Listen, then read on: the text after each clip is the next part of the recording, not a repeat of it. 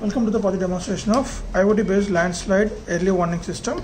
So here we are going to predict the landslide detection before they are going to happen with help of the sensors. So for that we are going to making use of MPU 6050 gyroscope sensor and moisture level sensor and a DHT11 humidity and temperature sensor and vibration sensor.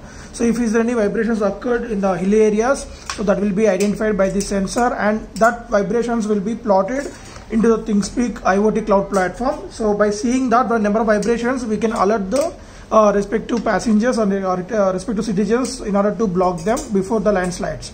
And also if is there any water leakage occurred in the lands around the hill areas, so that will be identified by this moisture sensor.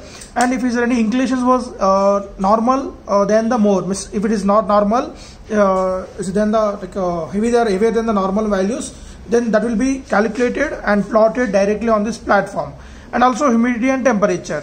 So all these 7 parameters, humidity and temperature, and coming to this gyroscope, it will provide us the X, Y, Z angle data in respect of earth inclination and moisture content, and next number of vibrations. So that will be plotted directly into the Thingspeak cloud platform. So these 4 sensors interface to the Arduino Uno board, and the data will be uploaded to the IoT cloud platform through this ESP8266 Wi-Fi module. So we have interfaced this vibration sensor at pin number 2 and moisture sensor at pin number A0 and pin number 8 and 9 for this ESP8266 Wi-Fi module, A4 and A5 for this gyroscope, and DHT11 at pin number 10. And this is the breadboard to distribute the 5 volts power supply throughout the input and output modules. So we are providing that 5 volts power supply from this adapter by providing the 230 volts AC inputs, and this will provide us the 5 volts DC outputs. So before on the kit, we need to enable the hotspot in your phone. So by using your hotspot data only, the system will upload the data to the Thingspeak. Change the hotspot name to project 5517. And password should be 123456789. So these 2 are very important, and also AP band should be 2.4 gigahertz. And then on the hotspots and data, log into the Thingspeak cloud platform. So you'll get this here and click on that. So these are the previous data we have collected already, single data, right? So if you want to get the fresh data, you can erase that. I will show you how to do that also. So now on the power supply to the system. So the data will be uploaded to the Thingspeak cloud platform for every 15 seconds of duration, as it will accept the data a duration of 10 to 15 seconds of duration only. So as of now, every condition is normal. Right, the data is uploaded now. So which based on your mobile phone network speed, you will get the data on this graphs. Right, so we got the fresh data. So if you want to get live data, if you want to erase that data, old data, before erasing that, better to download. For that, go to data import export, and in that download. So it will be downloaded in Excel sheet format, and you can open that. So there we can see the data in with respect of date and time and independent sensors data. So how many entries till now? We have collected only 2 data.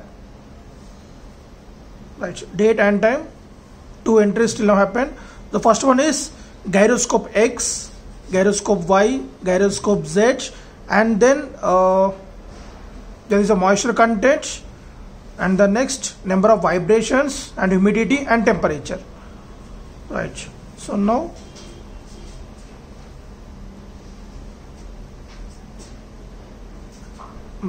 in the page, go to channel settings, data import export. To download the data, in channel settings only clear channel, don't delete or don't do any other changes, only clear channel. After clearing that, go to private view. There we get the empty graphs as the old data got erased. So as we discussed, so channel 1, the field 1 is going to be the gyro X, gyro Y, gyro Z, and vibrations. 4th field is, and 5th field is a moisture sensor, and humidity 6th, and temperature is the last 7th one. So now we got the live data again. So now let us place this sensor inside the water, and if I make any vibrations over here, so the vibrations data will be counted till the data uploaded to the Thingspeak. Once the data uploaded to the Thingspeak, then the old vibrations will be erased, and from there it will capture the new number of vibrations. So we got this new data here. So you can see X and Y axis changes, and vibrations are 10. So when you click on the dot, we can see the number of vibrations along with date and time, and moisture also increased, so it's around 60%, and temperature humidity is same. So when we blow the air near this sensor, we can increase the humidity and temperature.